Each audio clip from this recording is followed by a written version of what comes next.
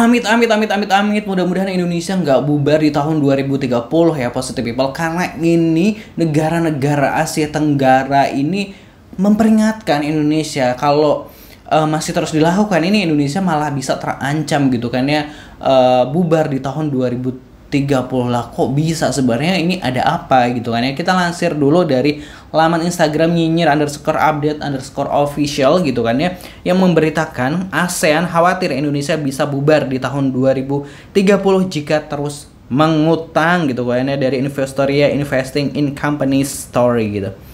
Itu ya, ASEAN khawatirkan dan peringati negara Indonesia bisa bubar di tahun 2030 jika terus mengutang gitu ya. ASEAN peringatkan Indonesia bubar 2030 jika terus menambah hutang. Kekhawatiran mulai muncul dari lingkup ASEAN terhadap potensi krisis fiskal Indonesia di masa mendatang. Dalam laporan terbarunya, ASEAN Plus 3 Macroeconomics Research Office atau AMRO menyebutkan bahwa rasio utang pemerintah Indonesia terhadap produk domestik bruto atau PDB diperkirakan terus meningkat hingga mencapai 42% pada tahun 2029. Tren ini menimbulkan pertanyaan serius mengenai arah pengelolaan fiskal jangka menengah Indonesia, terutama di tengah dinamika global yang kian tidak menentu. Indonesia 2025 mengungkapkan bahwa peningkatan rasio utang ini didorong oleh perlambatan defisit keseimbangan primer serta biaya pinjaman yang kian mahal. Nah, beberapa ekonom di kawasan ini menyamakan pola ini dengan tanda-tanda awal keruntuhan Sri Lanka pada tahun 2022. Kala itu Sri Lanka hanya memiliki rasio utang 42% terhadap PDB pada tahun 2019, namun mengalami kebangkrutan 2 tahun kemudian akibat lonjakan utang, inflasi tinggi, dan krisis pangan. Meski Indonesia dinilai memiliki struktur ekonomi yang lebih kuat, tren pemborosan fiskal dan minimnya disiplin anggaran dikhawatirkan bisa memicu efek domino yang sama jika tidak segera dikoreksi. Menanggapi hal ini, pemerintah melalui Menteri Koordinator Perekonomian Airlangga Hartarto menegaskan bahwa Indonesia tetap mematuhi batas rasio utang sesuai amanat Undang-Undang Keuangan Negara. Nah, itu tadi jawaban dari pemerintah Indonesia terkait peringatan gitu kan dari negara-negara ASEAN gitu kan, bahwa aduh ini Indonesia ini kayak utangnya udah kritis ya gitu ya.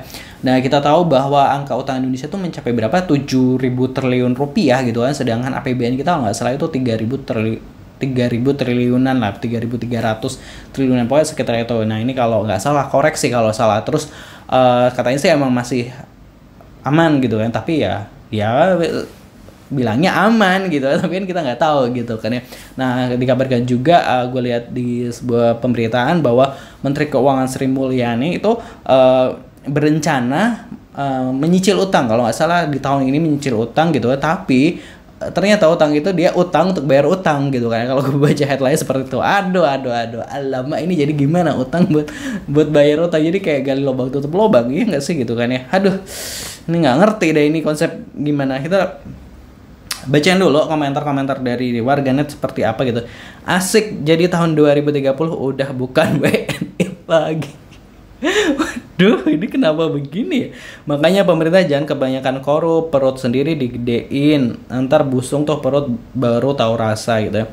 Jokowi, Sri Mulyani, dan Luhut, waduh itu Aceh gabung Malaysia gitu ya. Nanti warganya dialokasikan ke negara yang diinginnya, misal gitu ya. Waduh, ini kenapa malah jadi berharap ya? Pajak di mana-mana tapi utang mulu, aneh. Lagian koruptor dipelihara, nggak pernah disita asetnya, terus gaji yang tinggi-tinggi nyatanya koruptor gitu ya. Kalimantan gabung Brunei aja gitu ya. Semakin yakin dengan ucapan Prabowo, Indonesia bubar 2030. 10 tahun pelongo gitu ya.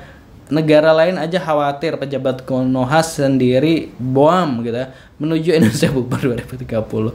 Luhut, Bu Sri, Pak Jokowi bertanggung jawab penuh banyaknya pinjaman hutang demi terlihat bisa membangun, padahal ngebangun hal-hal yang nggak urgent. Banyak proyek mangkrak jalan di tempat, kalaupun proyeknya selesai tapi tidak visible, tidak layak karena rate of return-nya lama, pengembalian modal dari keuntungan proyek yang selesainya nggak ada. Contoh, Bandara Kertajati Majalengka, Bandara Wiryadinata Tasik, Bandara JB Sudirman Purbalingga, Bandara Ngurah Blora, belum proyek lainnya. Sedih lah. Semoga saja Indonesia nggak berani kayak Kenya, Sri Lanka, Venezuela, Zimbabwe, dan negara-negara yang sempat dinyatakan bangkrut ya. Mudah-mudahan nggak ya. Republik Borneo merdeka. Waduh, itu tiap hari lihat berita makin insecure ya, yang 17-an bingung apa yang mau dirayain. Itu tadi positive people. sebenarnya ya ini dampak dari utang-utang ini kan kerasa kan, apa-apa dibajakin. Aduh gimana nih, halo menurut positive people, mari kita oke gas, iya gak sih? Jangan lupa subscribe, tulis di kolom komentar pendapatnya. Wassalamualaikum.